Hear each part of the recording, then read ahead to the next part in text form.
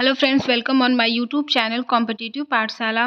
तो फ्रेंड्स, हम डिस्कस कर रहे हैं आपके जो भी प्रीवियस ईयर ऑनलाइन की जो 2021 में ऑनलाइन एग्ज़ाम हुआ था, तो उस सीरीज में हम जो भी आपके बाल मनोविज्ञान के प्रश्न हैं केवल उनको डिस्कस कर रहे हैं। और उसी श्रृंखला में इसके पहले की क्लास में मैंने आप लोगों को सेट 1 के चाइल्ड डेवलपमेंट के जितने भी क्वेश्चन थे उसको डिस्कस कराया हुआ था, और सेट 2 को भी मैंने आपके सामने बता दिया था कि किस क्वेश्चन का आंसर क्या है। उसके बारे में हम सब ने सारा आंसर कर लिया था।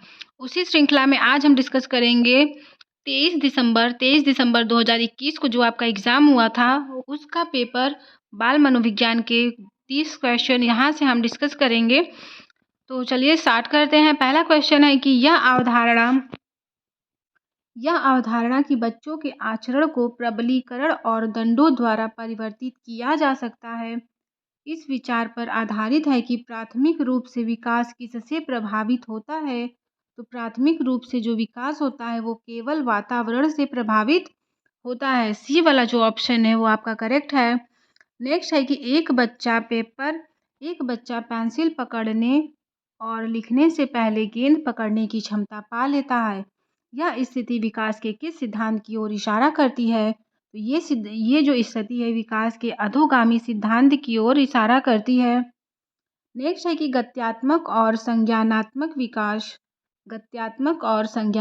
विकास डैश किससे होता है? तो ये आपका संपूर्ण जीवन काल के दौरान गत्यात्मक और संज्ञानात्मक विकास होता है। नेक्स्ट है क्वेश्चन नंबर 4।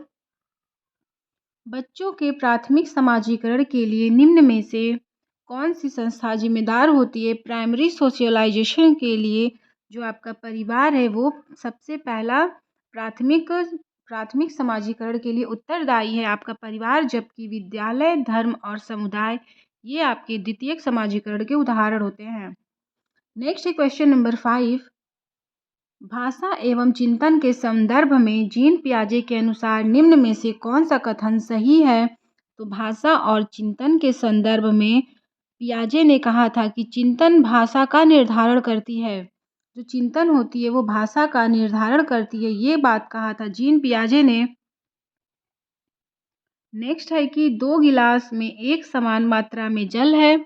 दो गिलास में एक समान मात्रा में जल है, परंतु अन्नू सोचती है कि लंबे गिलास में छोटे और चौड़े गिलास से अधिक जल है। जीन पियाजे के अनुसार अन्नू की सोच का आधार क्या है?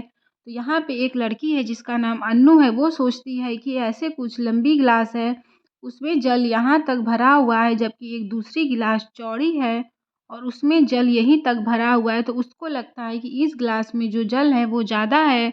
तो अन्नू इस कंडीशन में किस किस सोच को दर्शाती है? तो यहाँ पे वो केंद्रीयता की सोच को दर्शाती है, केंद्रीयता की सोच को दर्शाती है। नेक्स्ट है कि 7 नंबर क्वेश्चन। पियाजे के संज्ञानात्मक विकास के सिद्धांत के अनुसार प्रतिवर्तीयता किसी क्रिया को उल्टे क्रम में कर पाना किस चरण की बुनियादी उपलब्धि होती है? जैसे कि उल्टे क्रम में कर पाना, अगर हम 1 2 3 इस तरह से गिनती करवा रहे हैं तो बच्चा 100 तक आराम से काउंट कर लेता है, लेकिन जब वो 100 से वापस 1 2 की तरफ यानी कि 100 99 98 इस प्रकार की कैलकुलेशन, इस प्रकार की गिनती या फिर इस प्रकार के उल्टे सीधे क्वेश्चन को डील करना वो सीख जाता है। तो ये बच्चा किस एज में होता है? तो जीन पियाजे के अकॉर्डिंग बच्चा मूर्त संक्रियात्मक अवस्था में होता है और इसकी स्टेज इन्होंने बताई है 7 से 11 वर्ष। 7 से 11 वर्ष।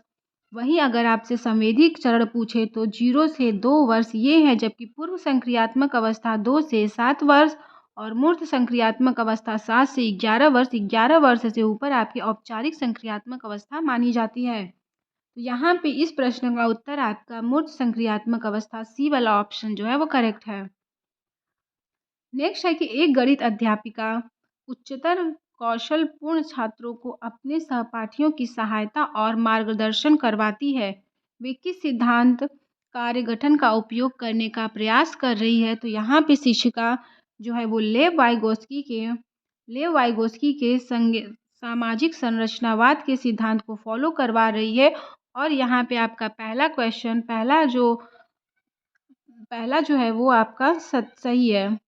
नेक्स्ट है कि लेव वाइगोस्की के द्वारा 9वां क्वेश्चन है, लेव वाइगोस्की द्वारा दिए बच्चों के विकास का सिद्धांत किस पर आधारित होता है?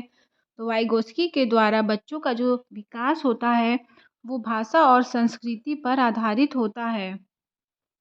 नेक्स्ट है कि जेंडर एक अवधारणा है, तो जेंडर आपका क्या एक अवधारणा है? ये सामाजिक अवधारणा है, समाज के द्वारा जेंडर का निर्धारण किया गया है। नेक्स्ट है कि 11 क्वेश्चन, नीता सभी प्रकार के जानवरों, पौधों, धातुओं और खनिजों की पहचान और वर्गीकरण कर सकती है। हॉवर्ड गार्डनर के बुद्धि सिद्धांत के अनुसार वो कौन सी बुद्धि का प्रदर्शन कर रही है? तो यहाँ पे वो पौधों, जानवरों और खनिजों के बीच में वो अंतर वर्गीकरण कर पा रही है। इस प्रकार वो जो है हॉवर्ड गार्डनर के अनुसार प्रकृतिवादी बुद्धि के चरण को प्रदर्शित कर रही है। ऑप्शन बी जो है वो करेक्ट है। आप लोग भी पेपर पेंसिल ले लीजिएगा, वहाँ से आप प्रश्नों के आंसर देने का खुद प्रयास कीजिएगा और नोट डाउन कीजिएगा कि आपके कितने प्रश्न यहाँ से सही हो रहे हैं, कितने प्रश्न आपके मिस्टेक हो रहे हैं। उससे आप अपना एक ओवरऑल आकलन कर लेंगे कि आप एग्ज़ाम में बैठेंगे तो चाइल्ड डेवलपमेंट से कितने क्वेश्चन अटेम्प्ट करने की क्षमता है आपके अंदर। नेक्स्ट है 12वां क्वेश्चन, कक्षा में व्यक्तिगत भिन्नताओं को संभालने हेतु एक प्राथमिक शिक्षिका को निम्न में से क्या करना चाहिए? अगर वो प्राथमिक शिक्षिका है तो कक्षा में सबके लिए कड़े नियम, ये तो आपका निगेटिव है, ये तो कोई भी शिक्षिका कतई नहीं करेगी। नेक्स्ट है कि प्राथमिक स्तर पर पेपर पेंसिल आधारित मानक परीक्षण का उपयोग करना चाहिए। पेपर पेंसिल आपके प्राइमरी लेवल पे निगेटिव होता है, ये आप प्राइमरी लेवल पे पेपर पेंसिल टेस्ट नहीं कर सकते हैं। नेक्स्ट है कि सभी के लिए समान पाठ्यक्रम का निर्धारण कभी नहीं हो सकता है। नेक्स्ट है कि विद्यार्थियों को अधिगम के विविध अवसर प्रदान करने चाहिए। डी वाला जो है वो करेक्ट है प्राइमरी लेवल के अकॉर्डिंग। नेक्स्ट है कि 8 वर्षीय रोहित को लगता है कि चोरी करना गलत है क्योंकि चोरी करने के व्यवहार की वजह से दूसरे लोग उसे निष्कासित कर देंगे। लॉरेंस कोहलबर्ग के द्वारा दिए गए नैतिक विकास के सिद्धांत के अनुसार किस चरण को प्रदर्शित करता है? तो लॉरेंस कोहलबर्ग के नैतिक सिद्धांत के अकॉर्डिंग ये जो बच्चा है जो कि अच्छा लड़का और अच्छी लड़की अभिविन्यास के अवस्था में है, पहला ऑप्शन जो है करेक्ट है। नेक्स्ट है कि बच्चों द्वारा पूरे वर्ष के दौरान किए गए विभिन्न कार्यों का संग्रहण जिनका लक्ष्य उनके प्रदर्शन का रिकॉर्ड रखना है कहलाता है। तो ये क्या कहलाता है कि पूरे वर्ष के दौरान जो रखी जाती है बच्चों की रिकॉर्ड उसको पोर्टफोलियो कहते हैं। और पोर्टफोलियो में अगर कोई दूसरा टीचर आता है, दूसरे टीचर आते हैं तो वो बच्चों का आकलन पोर्टफोलियो पे जो भी चीज़ें अंकित की जाती हैं उसी के अकॉर्डिंग वो बच्चों का आकलन कर लेते हैं और उसी प्रकार से उनको शिक्षा देते हैं। नेक्स्ट है कि एक प्रगतिशील स्कूल में दी गई शिक्षा को डैश बनाती है। तो जब भी अगर प्रगतिशील स्कूल होगा तो वो शिक्षा को हमेशा सक्रिय अन्वेषक के रूप में बनाएगी। पहला ऑप्शन करेक्ट है। नेक्स्ट है 16वां क्वेश्चन आपका, प्रवाह विस्तारीकरण और लचीलापन निम्न में से किसके लक्षण हैं? ये जो है निम्न में से सृजनात्मकता के लक्षण हैं कि प्रवाह होनी चाहिए, विस्तारीकरण होनी चाहिए, लचीलापन होनी चाहिए। ये सभी सृजनात्मकता के लक्षण हैं। सी वाला ऑप्शन करेक्ट है। नेक्स्ट है क्वेश्चन नंबर 17, शारीरिक चुनौती अनुभव करने वाले विद्यार्थियों के समावेशन हेतु क्या जरूरी है? अगर कोई शारीरिक चुनौती का अनुभव करता है तो उसके लिए आधारभूत अभिगम्यता जो है वो आपका ज़रूरी होता है। ऑप्शन बी जो है यहाँ से करेक्ट है। बाकी सारे ऑप्शन आप रीड कर सकते हैं क्योंकि एग्ज़ाम को देखते हुए हम बस क्वेश्चन का आंसर आपके सामने डिस्कस कर रहे हैं। बाकी सारे ऑप्शन भी आप देखते रहिएगा। नेक्स्ट है कि पठन वैकल्य को निम्न में से किस वर्ग में सम्मिलित किया जाता है? जो पठन वैकल्य होती है जिसको कि डिसलेक्सिया कहते हैं, ये आपके अधिगम विकारों का एक बहुक्रम होता है। पहला ऑप्शन जो है यहाँ से करेक्ट है। नेक्स्ट 19 नंबर क्वेश्चन, निम्न में से कौन सा समावेशी अध्यापन का सिद्धांत नहीं है? समावेशी कक्षा का सिद्धांत नहीं है तो पृथक्करण और जो नामीकरण है वो आपका समावेशी अध्यापन के सिद्धांत नहीं है कि बच्चों को आप अलग करके या फिर नामकरण करके उनको अलग नहीं कर सकते हैं। समावेशी कक्षा में समता पर सिद्धांत को अपनाया जाता है। सभी बच्चों को एक समान रूप से देखा जाता है, उनके विभिन्नताओं के अनुसार उनका अनुकूलन किया जाता है तथा व्यक्तिगत विभिन्नताओं को अपनाया जाता है, जबकि उनका पृथक्करण और नामीकरण नहीं किया जाता है। इसलिए ऑप्शन बी जो है यहाँ से राइट है। नेक्स्ट है 20 नंबर क्वेश्चन। कुम्हार समुदाय से संबंधित बच्चे संख्या संरक्षण से पहले द्रव्यमान संरक्षण सीख लेते हैं। एक रीजन है कि अधिगम और विकास एक सामाजिक सांस्कृतिक परिप्रेक्ष्य में होता है। तो निम्न में से सही विकल्प को चुनें। इसमें से सही विकल्प आपके अकॉर्डिंग क्या होना चाहिए? तो पी और आर दोनों सही है और आर जो है वो सही व्याख्या करता है पी की, इसलिए आपका पहला जो ऑप्शन है वो करेक्ट है। नेक्स्ट है कि जब छात्र एक व्यवहार का अवलोकन द्वारा सीखते हैं तो इस प्रक्रिया का प्रथम चरण क्या होता है? तो जब भी बच्चा एक व्यवहार के अवलोकन द्वारा सीखता है तो इसका पहला चरण होता है कि प्रतिमान पर ध्यान केंद्रित करता है। पहले वो जब किसी के व्यवहार का अनुकरण करता है, जैसे भी कोई मॉडल को देखता है तो पहले बच्चा वो देखता है कि वो किस प्रकार के ड्रेसेस को वियर की हुई है या फिर उसके चलने का स्टाइल क्या है, बोलने का स्टाइल क्या है। तो सबसे पहले वो प्रतिमान पर ध्यान केंद्रित करता है, उसके बाद उन क्रियाओं को याद करता है या फिर अनुकरण करता है। तो बी वाला ऑप्शन जो है वो पहला जो करेक्ट है कि प्रथम चरण प्रतिमान पर ध्यान केंद्रित करना होता है। नेक्स्ट है 22वां क्वेश्चन।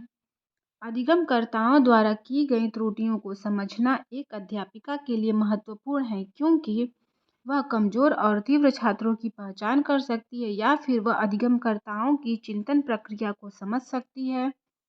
वह अधिगमकर्ताओं की लापरवाही के बारे में अभिभावकों को सूचित कर सकती है या फिर वह उनको पृथक और श्रेणीबद्ध तरीके से कर सकती है। तो अधिगमकर्ताओं के द्वारा की गई जो त्रुटियां होती हैं उसको एक अध्यापिका समझने के लिए सबसे बेस्ट होता है कि वह अधिगमकर्ताओं के चिंतन प्रक्रिया को समझ सकती है। इस हिसाब से पहला बी वाला जो ऑप्शन है वो करेक्ट है कि जो बच्चों में त्रुटियां होती हैं वो अधिगमकर्ताओं की चिंतन प्रक्रिया को समझ सकती है। एक शिक्षिका, बी ऑप्शन राइट है।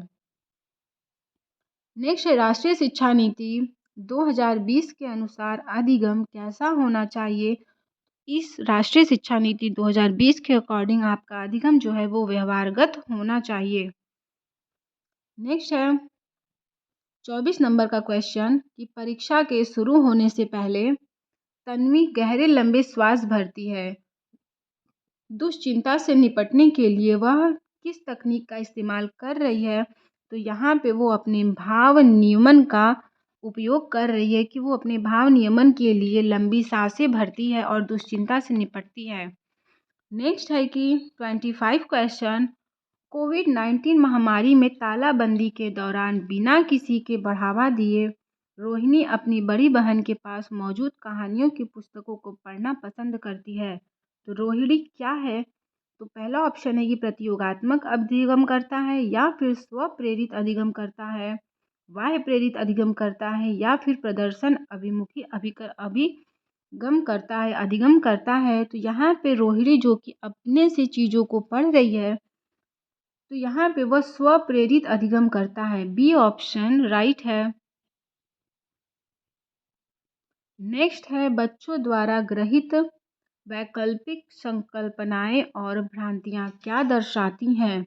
ये आपका किसी संप्रत्यय के बारे में सहज विचार दर्शाती हैं। जो उनकी भ्रांतियाँ और वैकल्पिक संकल्पनाएं होती हैं वे किसी संप्रत्यय के बारे में सहज विचार को प्रदर्शित करती हैं। बी ऑप्शन राइट है। नेक्स्ट है 27 क्वेश्चन। निम्न में से कौन सी शैक्षणिक योजनाएं एक प्राथमिक स्तरीय कक्षा के लिए प्रभावकारी है? संकल्पना मानचित्र का इस्तेमाल करना। नेक्स्ट है अमूर्त से मूर्त संकल्पनाओं की ओर बढ़ना। तो अमूर्त से मूर्त की ओर नहीं बढ़ना, जबकि मूर्त से अमूर्त की ओर बढ़ा जाता है, मूर्त से अमूर्त की ओर। इसलिए बी वाला ऑप्शन तो पहले ही आपका गलत हो जाएगा। तो यहाँ से देखते हैं कि सेकंड इसमें भी है, ये भी कट जाएगा, सेकंड इसमें भी है, सेकंड इसमें भी है। इस प्रकार से बी वाला ऑप्शन करेक्ट हो जाएगा। बिना आगे के क्वेश्चन को पढ़े हुए भी आप प्रश्नों को आसानी से उत्तर दे सकते हैं। सी-टेट में आपके पास टाइम काफ़ी ज़्यादा कम मिलते हैं क्योंकि स्टेटमेंट आपके काफ़ी बड़े बड़े होते हैं जिनको पढ़ने में काफ़ी ज़्यादा टाइम लग जाता है। तो इस प्रकार से आप ऑप्शन को निगलेक्ट करके डायरेक्ट आंसर तक पहुंच सकते हैं। बाकी के दो ऑप्शन आपको पढ़ने की भी ज़रूरत नहीं हुई। नेक्स्ट है कि एक प्राथमिक शिक्षिका अपने छात्रों को सभी जानकारियों को कम से कम 5 बार अपनी कॉपी में लिखने के लिए कहती है। शिक्षण की यह विधि क्या कहलाती है? तो अत्यंत प्रभावकारी है क्योंकि पूर्वाभ्यास या पुनरावृत्ति विषय के वस्तु के अर्थपूर्ण अधिगम में अत्यधिक सहायता करते हैं, या फिर प्रभावकारी है क्योंकि किसी भी जानकारी को 5 बार ये तो कतई नहीं होगा। नेक्स्ट है कि सी वाला ऑप्शन प्रभावकारी नहीं है क्योंकि केवल पूर्वाभ्यास करना अर्थपूर्ण अधिगम की उपयुक्त तकनीकी नहीं है। जो सी है वो आपका राइट है कि केवल लेखन कौशल करा के बार बार उसी चीज़ों को रटवा के ये चीज़ प्रभावकारी नहीं हो सकता है, क्योंकि इसमें बच्चे अर्थपूर्ण अधिगम नहीं कर पाते हैं। सी वाला जो है वो राइट है। 29वां क्वेश्चन है कि निम्नलिखित में से कौन सी योजनाएं समस्या समाधान के लिए प्रभावी होती हैं? तो समस्या समाधान के लिए कलन विधि और अन्वेषण, कलन विधि भी समस्या समाधान के लिए प्रभावी होता है। अन्वेषण किया जाता है तो जिसमें आपके 2 और 1 दिखे वो आपका करेक्ट हो जाएगा।